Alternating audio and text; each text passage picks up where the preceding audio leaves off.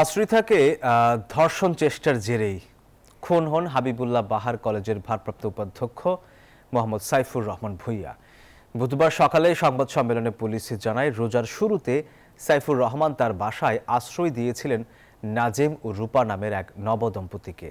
রূপাকে যৌন নিপীড়নের পাশাপাশি স্বামীকে মেরে ফেলার হুমকিও দিয়েছিলেন সাইফুর। সোমবার সকালে রাজধানীর উত্তরার উত্তরখান থানা এলাকার পুরানপাড়ার একটি বাসা থেকে রক্তাক্ত অবস্থায় উদ্ধার করা হয় হাবিবুল্লাহ বাহার কলেজের ভারপ্রাপ্ত উপাধ্যক্ষ মোহাম্মদ সাইফুর রহমান ভূঁইয়াকে। পরে হাসপাতালে নেওয়া হলে চিকিৎসক তাকে মৃত ঘোষণা করে। এই ঘটনায় হত্যা মামলা দায়ের করে নিহতের ছোট ভাই নাজেম ও রূপা নামের এক দম্পতিকে ফরিদপুর থেকে গ্রেফতারের পর সংবাদ সম্মেলনে পুলিশ বলছে, কয়েকদিন আগে রেল স্টেশনে পরিচয় হওয়ার পর তাদের বাসায় আশ্রয় দেন সাইফুর। এরপর থেকেই বিভিন্নভাবে রূপার শ্লীলতাহানির চেষ্টা করে সাইফুর। রূপা বক্তব্য মতে আমাদের জিজ্ঞাসাবাদে যে বক্তব্য দিয়েছে, যে স্বীকার করেছে যে তার এই বিভিন্ন সময়ে এই সাইফুর রহমান তাকে শ্লীলতাহানি করত, তাদের যৌন লালসা তার পূরণ করার জন্য নানাভাবে তাকে যৌন নির্যাতন করত।